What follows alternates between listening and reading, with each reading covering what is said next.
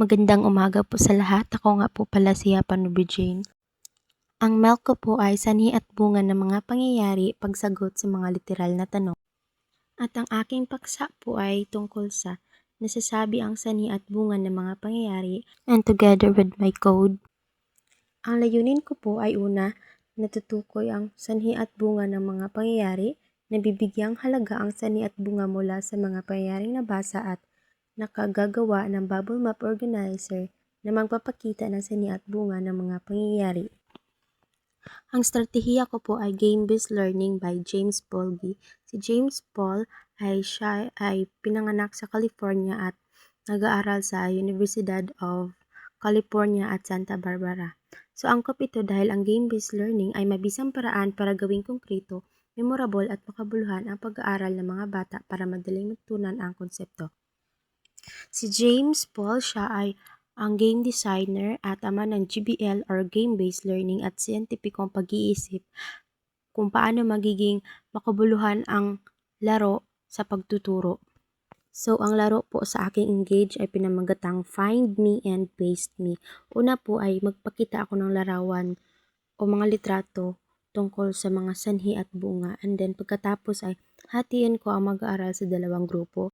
Pangalawang hakbang, bawat grupo ay makakatanggap ng panimulang gawain o starter clue na magtuturo sa isang piraso ng puzzle. Sa likod ng bawat piraso ay may nakasulat na patnubay or hint. Halimbawa, hanapin ang piraso sa lugar na kung saan kayo umuupo. At pangatlong hakbang ay pagsama-samahin ng bawat pangkat ang lahat ng nakuha nilang piraso ng puzzle upang mabuo ang isang larawan.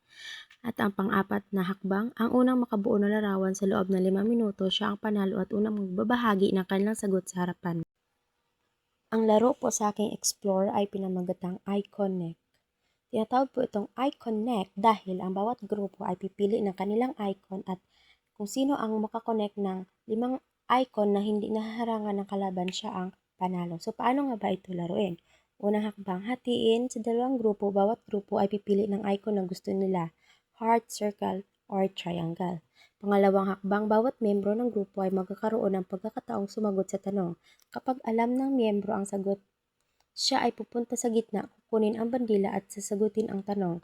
Kapag nakakuha ng tamang sagot, ay kailangang ilagay ang kanilang icon sa grid board. Pangatlong hakbang, ang layunin ng grupo ay bumuo ng isang tuwid na linya gamit ang kanilang icon sa loob ng 5 kahon, pahiga or patayo.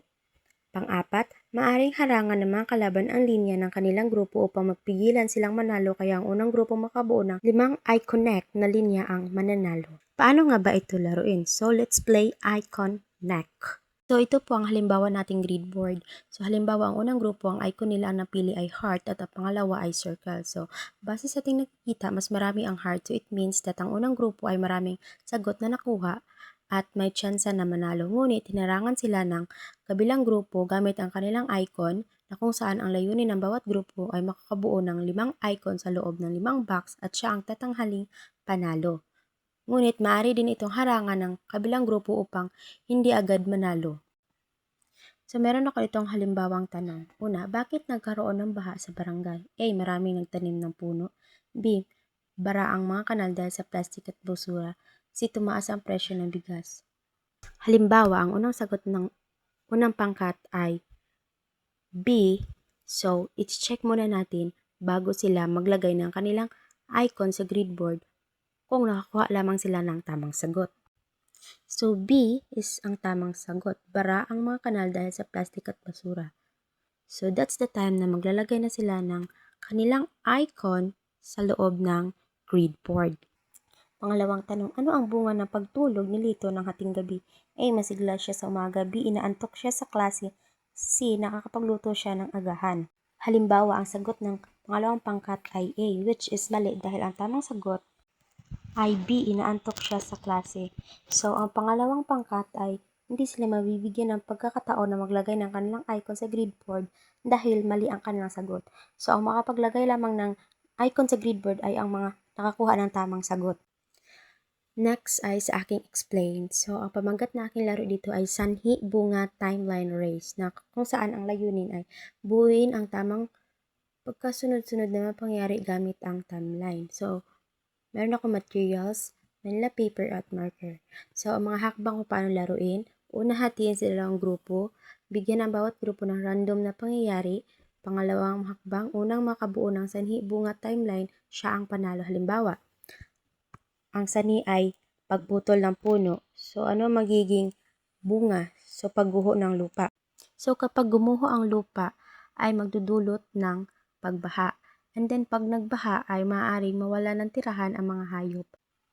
At pagkatapos ay paliwanag ng guro ang tamang pagkasunod-sunod ng mga pangyayari kung bakit mahalagang alamin ang sanhi at bunga ng mga pangyayari. So, ang aking laro po sa Elaborate ay pinamagatang Bubble Map Blitz.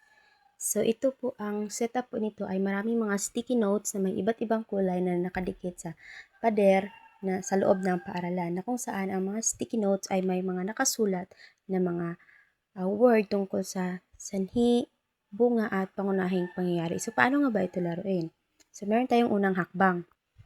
Hanapin ang sanhi, bunga at pangunahing pangyayari na nakasulat sa sticky notes na nakadikit sa bawat sulok.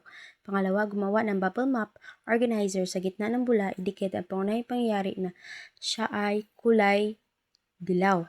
At ang pangatlo ay gumawa ng dalawang bula sa bandang kanan at idikit ang mga sticky notes na sanhi, which is kulay pula.